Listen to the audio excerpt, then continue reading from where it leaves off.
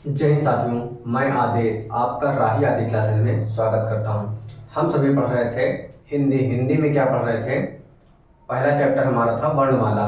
वर्णमाला के अंतर्गत हमने स्वर को समाप्त कर लिया था। कल हम लोग पढ़ रहे थे व्यंजन। व्यंजन में भी हमने क्या पढ़ा, स्पर्शी व्यंजन पढ़ लिया, अंतस्थ व्यंजन पढ़ लिया, ऊष्म व्यंजन पढ़ लिया और स्पर्शी व्यंजन को ही वर्गीय व्यंजन कहते हैं। क्या कहते हैं? वर्गीय व्यंजन भी कहते हैं। और वर्गीय व्यंजन में संख्या कितनी होती है? वर्गीय व्यंजन में संख्या 25 होती है। क्यों? क्योंकि का से अंगा तक 5 लाइन और उधर का से पा तक 5, तो ये बन जाता है वर्ग। तो वर्ग तो इसीलिए क्या होता है कि वर्गीय व्यंजन भी कहा जाता है। आज हम चलते हैं आगे, क्लास शुरू करते हैं। आप सभी इस क्लास को अधिक से अधिक शेयर कीजिए और आते ही लाइक बटन पे अपना अंगूठा टच कर दीजिए, ताकि हमें पता चले कि आप लोग इस क्लास को कितना लाइक करते हैं, यानी पसंद करते हैं। हम सभी अब चलते हैं, अपनी क्लास को शुरू करते हैं। तो हमने क्या पढ़ा था? उच्चारण स्थान के आधार पर। अब हम पढ़ेंगे उसी में दूसरा, प्रयत्न विधि के आधार पर। क्या पढ़ेंगे? प्रयत्न विधि के आधार पर।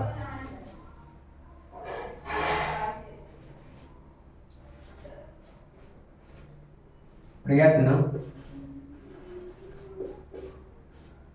विधि के आधार पर, के आधार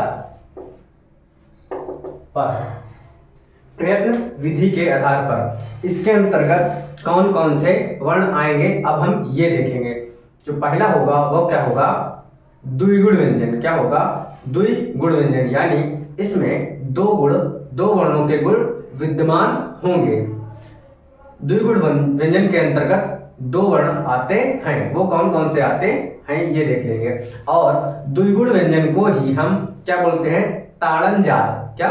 ताड़न जात व्यंजन भी बोलते हैं। और द्विगुण को ही उत्क्षिप्त व्यंजन भी बोलते हैं। तो द्विगुण के कई नाम हो गए। कौन कौन से? द्विगुण, ताड़न जात और उत्क्षिप्त व्यंजन।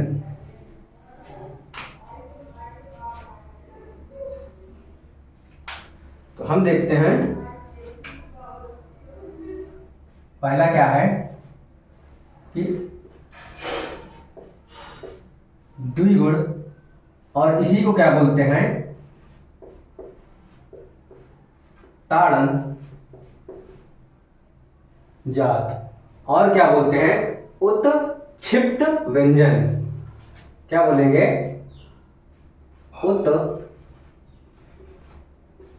उत्क्षिप्त व्यंजन। या फिर इसी को एक और नाम क्या है? द्विस्पृष्ट। क्या बोलते हैं कि द्विस्पृष्ट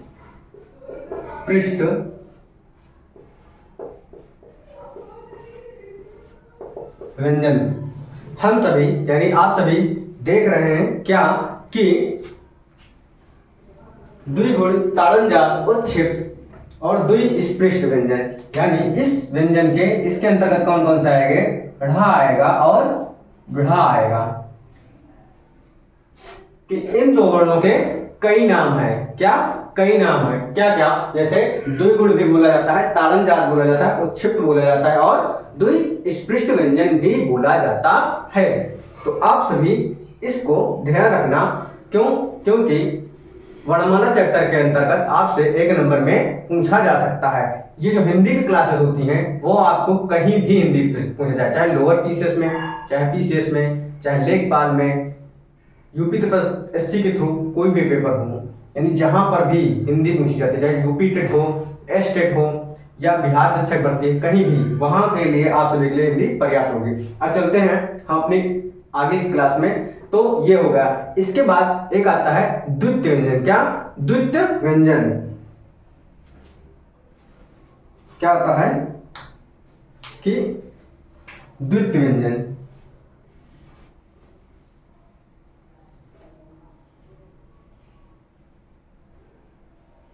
द्वित्व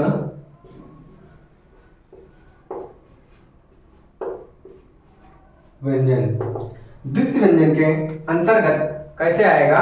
जैसे हम देख लेते हैं क्या, जैसे दिल्ली लिखते हैं, कुत्ता लिखते हैं, क्या दिल्ली हो गया, कुत्ता हो गया। तो यहां पर क्या है कि ये जो आधा ला और पूरा ला, और यहां पर आधा ता और पूरा ता, ये है। तो यही क्या है, यही दो, यानी एक ही वर्ण को दो बार लिखा जाए। क्या कि एक ही वर्ण को दो बार लिखा जाए, एक को अधूरा यानी पहले को अधूरा और दूसरे को पूरा, तो वही दोनों वर्ण मिलकर उसे क्या बोलते हैं, द्वितीय व्यंजन बोलते हैं। तो आप सभी को पूछ लिया जा सकता है ऑप्शन में, यानी क्वेश्चन के थ्रू ऑप्शन में, कि किस शब्द में द्वितीय व्यंजन है, या फिर ये भी पूछा जा सकता है कि किस शब्द में द्वितीय व्यंजन नहीं है। जब नहीं है पूछेगा तो तीन में द्वितीय व्यंजन होगा, एक में नहीं होगा। और जब पूछेगा किस में है तो तीन में नहीं होगा, एक में होगा। आप सभी ध्यान दीजिएगा। तो हम यहां क्या लिखते हैं, जैसे ये हो गया हमारा द्वितीय व्यंजन।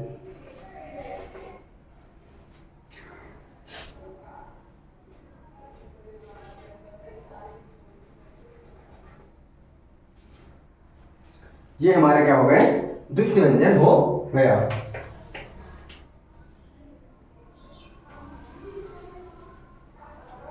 इसके बाद हम देखेंगे क्या कि प्रयत्न विधि के आधार पर हम देख रहे हैं कि इसके अंतर्गत क्या आएगा।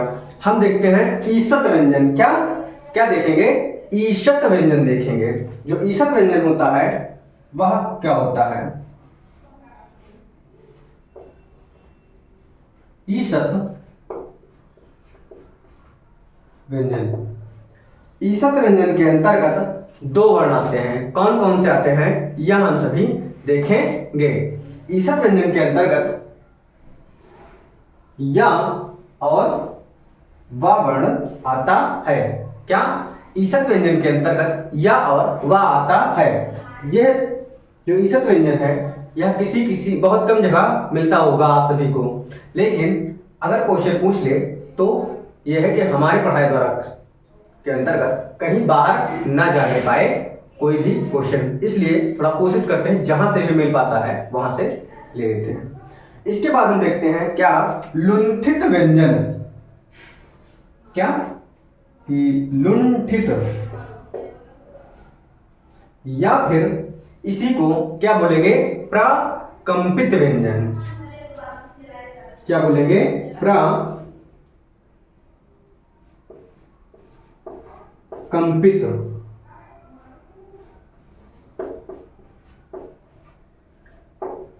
क्या बोलेंगे, प्रकंपित व्यंजन। यह एक ऐसा वर्ण है कि इसको हम काफी देर तक बोल सकते हैं और जीभ हमारी लड़खड़ाती हुई आएगी। लुंठित, जैसे इस व्यंजन के अंतर्गत क्या आएगा, रा आएगा। क्या रा आएगा। जैसे अब रा बोलेंगे तो हमारी जीभ उल्टी होकर कई बार प्रकंपित होती है, यानी कंपन होता रहता है। लुंठित मतलब जीभ को लुढ़कना होता है, तो इसलिए हमारा लुंठित व्यंजन के अंतर्गत रा वर्ण आता है। अब हम सभी इसके आगे देखते हैं क्या कि पार्श्विक व्यंजन। कौन सा,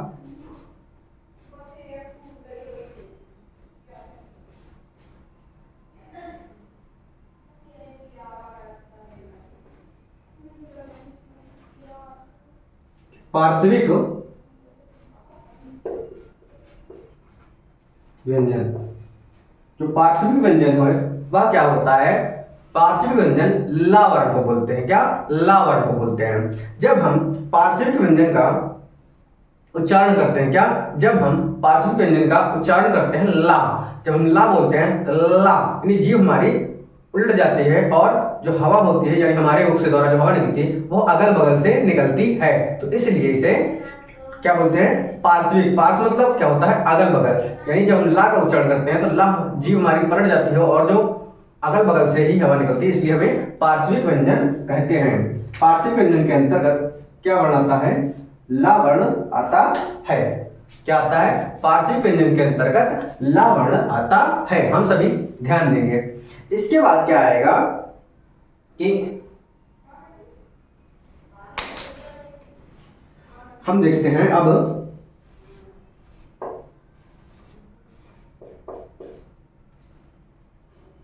संघर्षी व्यंजन। क्या होगा? संघर्षी व्यंजन।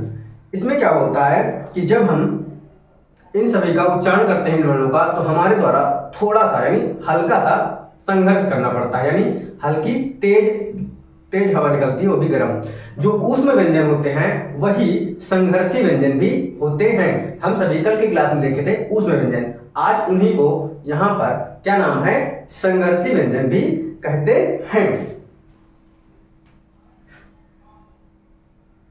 क्या कहते हैं? संघर्षी व्यंजन। तो इसके अंतर्गत कौन से आएगा वर्ण?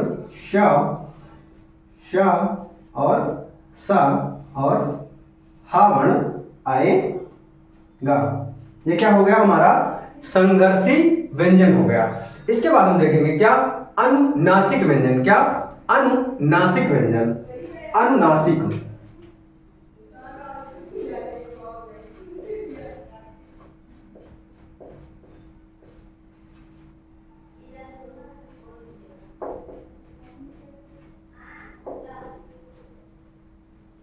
क्या देखते हैं कि अनुनासिक व्यंजन देखते हैं। अनुनासिक व्यंजन क्या होता है? जो वर्गीय व्यंजन था, यानी का से मा तक, जो वर्गीय व्यंजन के लास्ट वर्ण होते हैं, या फिर हम कहते हैं वर्गीय व्यंजन के लास्ट अक्षर, यानी का वर्ग का आखिरी अक्षर या आखिरी वर्ण, चा वर्ग का आखिरी, टा वर्ग का आखिरी, ता वर्ग का आखिरी व्यंजन और पा वर्ग का आखिरी, यानी अंगा, इया, अड़ा और ना और मा, ये जो होते हैं वह अनुनासिक व्यंजन होते हैं।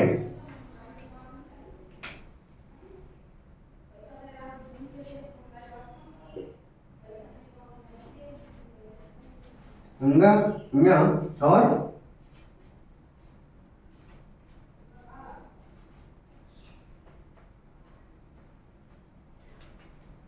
क्या हुआ कि और ये वर्गीय व्यंजन के आखिरी वर्ण होते हैं, वर्गों का पांचवा अक्षर, हम ऐसे ही बोल सकते हैं। वर्गीय व्यंजन के पांचवें अक्षर जो होते हैं वह अनुनासिक व्यंजन होता है। और अनुनासिक व्यंजन के उच्चारण जो होते हैं, क्या होता है? अनुनासिक व्यंजनों के उच्चारण नाक से होता है। किससे होता है? अनुनासिक व्यंजन का उच्चारण नाक से होता है। अब हम देखते हैं आगे कौन सा? वर्क्ष व्यंजन।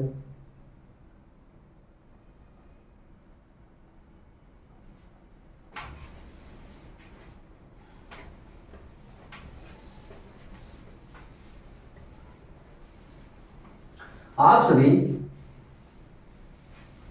इन सभी वर्णों को याद करके रखना और समझकर, क्योंकि क्वेश्चन अगर पूछा जाएगा तो यहीं से पूछा जाएगा। अब कौन सा है? वर्ष व्यंजन।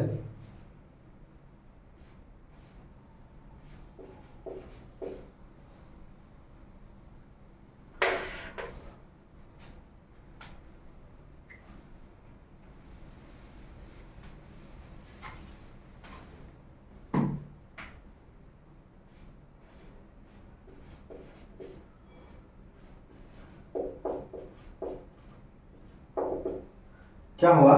वर्ष व्यंजन। इसके अंतर्गत जो नुक्ता होता है, यानी नुक्ता, जिस वर्णों के नीचे नुक्ता होता है वो वर्ण आते हैं। जैसे फ, ऐसे बोलते हैं।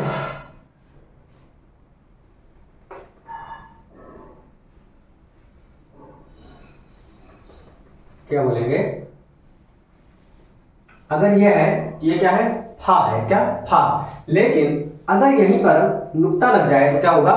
फा, यानी उच्चारण बदल जाएगा। ऐसे बिना नुक्ता के होगा तो फा, लेकिन नुक्ता लग जाएगा तो फा। इस तरीके से उच्चारण होगा। और जैसे ये जा हो गया, लेकिन नुक्ता लगा देंगे हम तो जौ। क्या? जौ बोलेंगे। इस तरीके से वर्ण आते हैं। तो ये हो गया क्या? वर्ष व्यंजन हो गया। क्या? वर्त से व्यंजन हो गया। इसके बाद हम देखते हैं क्या कि काकल्य व्यंजन। क्या?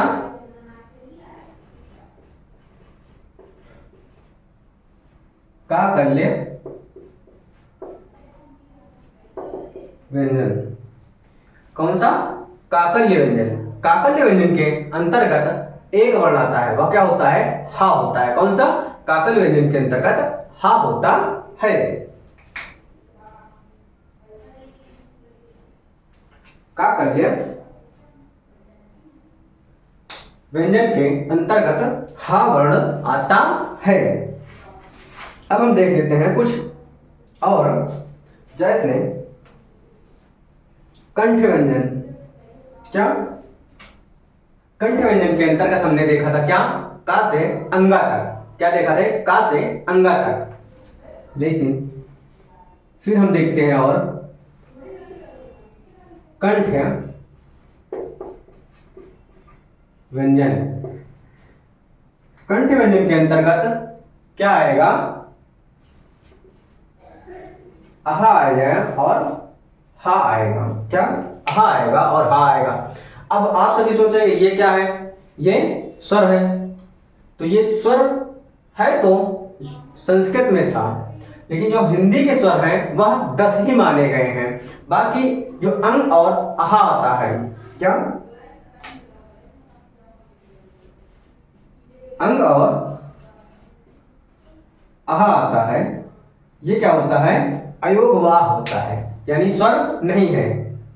स्वर नहीं है, इसे क्या बोलते हैं? अयोगवाह। क्या? अयोगवाह बोलते हैं। इसमें व्यंजन भी विद्यमान है। अंग तो ना जैसी ध्वनि, तो इसमें व्यंजन हो गया।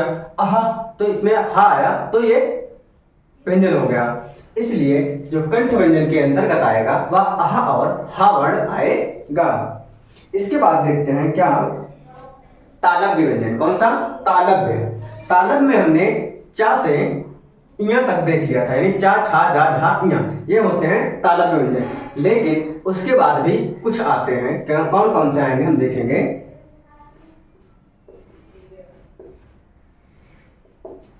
तालव्य व्यंजन। तालव्य व्यंजन के अंतर्गत क्या आएगा?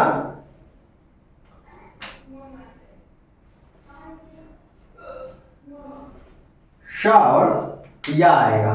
जब ये इस तरीके वाला जो सा होता है वह तालव्य के अंतर्गत आता है, और या भी तालु के अंतर, तालु या तालव्य बोलेंगे, उसके अंतर्गत आते हैं ये दो वर्ण। कौन कौन से? श और या वर्ण आते हैं। फिर देखते हैं मूर्धन्य व्यंजन। कौन सा?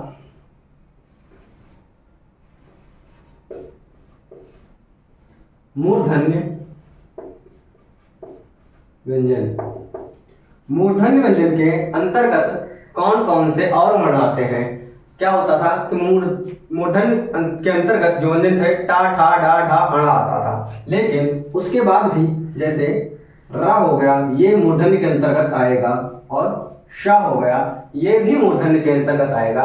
और जो द्वितीय व्यंजन था या द्विगुण व्यंजन बोलते थे, वह दोनों भी आएंगे।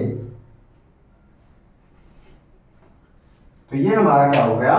मूर्धन्य व्यंजन हो गया। इसके बाद हम देखेंगे आगत व्यंजन। क्या? इसके बाद है आगत व्यंजन। आगत व्यंजन के अंतर्गत क्या आएगा हम ये देखते हैं। आगत व्यंजन के अंतर्गत आएगा ज और फ आएगा। क्या आएगा? ज और फा वर्ण आएगा। ये हमारा हो गया व्यंजन।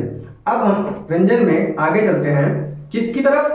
अल्प प्राण महाप्राण। किसकी? अल्प प्राण और महाप्राण की तरफ। उसके बाद हम चलेंगे घोष और अघोष के वर्ण को हम देखेंगे।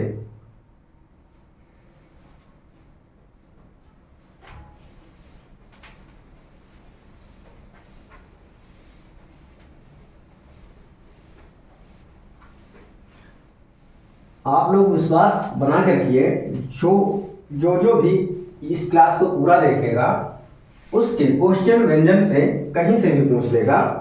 बस आप सभी अगर ध्यान देकर पढ़ेंगे तो बाहर नहीं जाएगा, क्वेश्चन यहीं से आपका पुटअप होगा। क्या देखना है इस बार हमें? अल्प प्राण और महाप्राण पढ़ना है। क्या?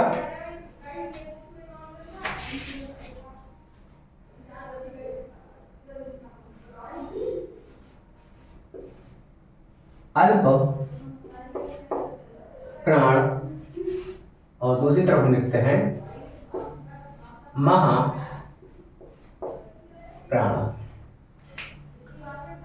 तो अल्प प्राण और महाप्राण हम लोग देखेंगे। अल्प प्राण की परिभाषा देखेंगे पहले, उसके बाद महाप्राण की परिभाषा देखेंगे, फिर हम देखेंगे कि अल्प प्राण के अंतर्गत कौन कौन से वर्ण आते हैं और महाप्राण के अंतर्गत कौन कौन से वर्ण आते हैं। तो अल्प प्राण की परिभाषा क्या है कि हमारे मुख से, यानी हमारे मुख से जब हम उच्चारण करें तो जिन वर्णों को उच्चारण करते समय हमारे मुख से कम मात्रा में, क्या कम मात्रा में वायु निकले, तो वह अल्प प्राण कहलाएगा। और जिन वर्णों का उच्चारण करते समय हमारे मुख से अधिक मात्रा में क्या वायु निकले, अधिक मात्रा में हमारे मुख से वायु निकले, तो वह क्या होता है? महाप्राण होता है। अब देखते हैं अल्प प्राण के अंतर्गत कौन कौन से वर्ण आएगा। तो अल्प प्राण के अंतर्गत सबसे पहले तो सभी स्वर आ जाएंगे। क्या? सभी स्वर आ जाएंगे। और वर्गीय व्यंजन जो का से मा तक था, वर्गीय व्यंजन में क्या था? 5 वर्ण आते थे, का, खा, गा, घा, अंगा, यानी 5 होते थे। वर्गीय व्यंजन के पहला यानी का, तीसरा यानी गा और 5वां यानी अंगा। ऐसे ही अल्प प्राण के अंतर्गत सभी स्वर और वर्गीय व्यंजन के पहला, तीसरा और 5वां वर्ण आते हैं। किसके अंतर्गत? अल्प प्राण के अंतर्गत। और इसी के अंतर्गत अंतस्थ व्यंजन आता है। क्या? अंतस्थ व्यंजन। अब अंतस्थ व्यंजन कौन कौन से होते हैं कल आपको बताया जाएगा, लेकिन फिर भी अभी हम अंतस्थ व्यंजन यहाँ अल्प प्राण के अंतर्गत बताएंगे। या, रा, ला और वाह होता है। तो हम देखते हैं अल्प प्राण। अब महाप्राण में क्या आता है कि जिन वर्णों का उच्चारण करते समय हमारे मुख से अधिक प्राण, यानी महाप्राण के अंतर्गत वर्गीय व्यंजन का दूसरा, कौन सा? वर्गीय व्यंजन का दूसरा और चौथा वर्ण। क्या? दूसरा वर्ण और चौथा वर्ण, और इसके साथ साथ ऊष्म व्यंजन। क्या? इसके साथ साथ ऊष्म व्यंजन वर्ण आते हैं। किसके अंतर्गत? महाप्राण के अंतर्गत। हो सकता है मैंने परिभाषा बताई आपको न समझ में आया हो। तो अब क्या होगा? अब हम इन्हें लिख कर दिखा देंगे तो आपको क्या होगा? समझ में आ जाएगा। तो क्या था? अल्प प्राण के अंतर्गत पहला, तीसरा और 5वां वर्ण था।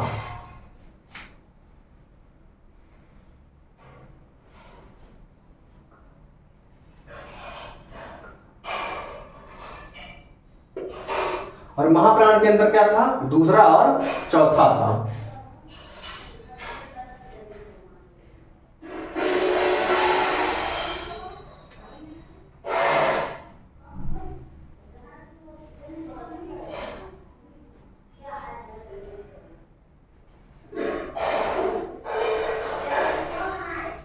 हम यहां लिख लेते हैं इसके अंतर्गत पहला वर्ण, तीसरा वर्ण और 5वां वर्ण। इसके अंतर्गत दूसरा वर्ण और चौथा वर्ण आएगा।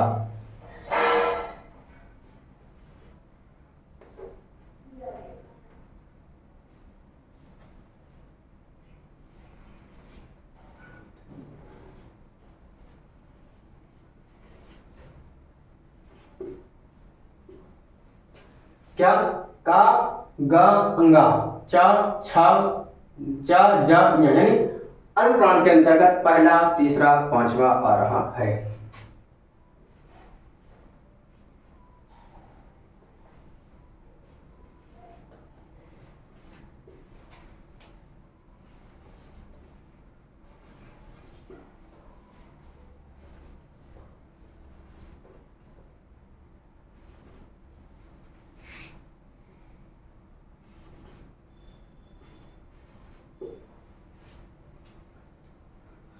ये हो गया ये हो गए वर्गीय व्यंजन के अंतर्गत। अब इसके अंदर क्या था, अंतस्थ व्यंजन था, यानी या, रा, ला और वा। और इसी के अंदर क्या था कि सभी स्वर थे। क्या था, सभी स्वर थे। इसके अंतर्गत क्या था कि ऊष्म व्यंजन था।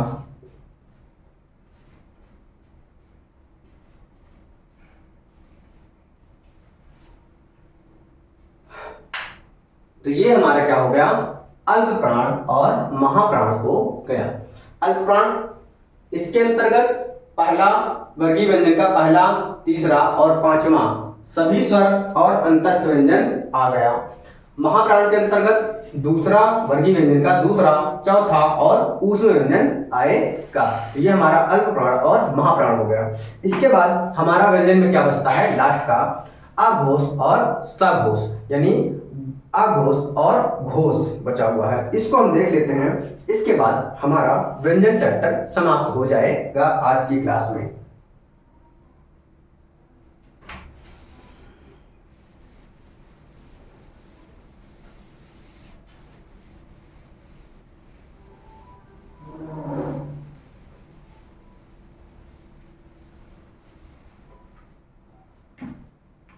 अब हम लोग क्या देखेंगे, आघोष और सघोष यानी घोष देखेंगे। पहला क्या है, इधर लिखते हैं आघोष, इधर क्या लिखते हैं, घोष। इसी को क्या बोलते हैं कि सघोष भी बोलते हैं। क्या, ये हो गया आघोष और ये हो गया सघोष। जल्दी से हम देख लेते हैं आघोष में। आघोष के अंतर्गत वर्गीय व्यंजन का पहला और दूसरा वर्ण आएगा। क्या, आघोष के अंतर्गत वर्गीय व्यंजन का पहला दूसरा और तीनों सा वर्ण आएंगे। और आघोष के घोष के अंतर्गत वर्गीय व्यंजन का तीसरा, चौथा, पांचवा वर्ण आएगा। और इसी के अंतर्गत अंतस्थ व्यंजन भी आएगा। इसके अंतर्गत क्या, पहला दूसरा, पहला और दूसरा क्या हो जाएगा, पहला का, खा, चा, छा, टा, ठा, ता, था, पा और फा। और क्या था कि इसके अंतर्गत तीनों सा वर्ण आएगा। तो ये हो गया हमारा क्या, आघोष हो गया। इधर हम देखते हैं घोष की तरफ। इधर क्या आएगा, तीसरा, चौथा, पांचवा। क्या, तीसरा, चौथा, पांचवा और अंतस्थ व्यंजन आएगा। तो तीसरा में लिखते हैं गा, घा, अंगा, जा, झा, ञा, डा, ढा, अणा, दा, धा,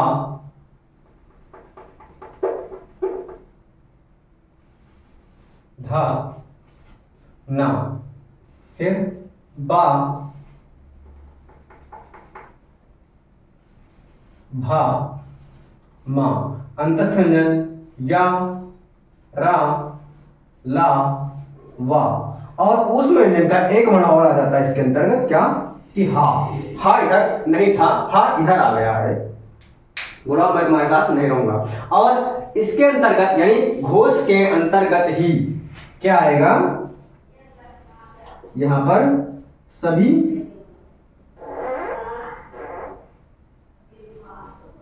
स्वर आ जाएगा, सभी स्वर आ जाएगा। आज आप सभी का वर्णमाला चैप्टर समाप्त होता है। बस आपसे सहयोग चाहता हूं कि आप सभी इस क्लास को एक बार पूरी क्लास अवश्य देखा कीजिए। आप कहीं से भी पढ़ते हैं, बिंदास पढ़िए। आप सभी जो बाहर रहते हैं, घर के खाना बनाते समय या किसी भी टाइम क्लास को चला के सुन सकते हैं। और जो अपने अपने घर से पढ़ाई करते हैं ऑनलाइन, वो भी लेट कर या किसी भी तरीके से क्लास को अवश्य सुन लीजिए कीजिए। ये हमारी आप सभी से रिक्वेस्ट है। आप सभी इस क्लास को अधिक से अधिक शेयर कीजिए और अधिक से अधिक लोगों को जोड़ते भी रहिए, ताकि आपका ये चैनल है, आपका ये परिवार है, क्या राही आदि क्लासेस परिवार आप सभी का है। अब आप सभी से कितने लोगों को जोड़ सकते हैं वो आपके ऊपर है कि अधिक से अधिक लोग जुड़ते रहे। जितने लोग भी जुड़े हैं, अगर दो दो तीन तीन लोगों को भी जोड़ देंगे तो आपका धीरे धीरे परिवार बढ़ता रहेगा, फिर वो लोग भी एक एक दो लोगों को जोड़ते रहेंगे। बस आज की क्लास को यहीं पे समाप्त करते हैं, क्योंकि आज क्लास आधे घंटे से ज्यादा हो रही है, तो यहीं पे समाप्त करते हैं। आप सभी का धन्यवाद।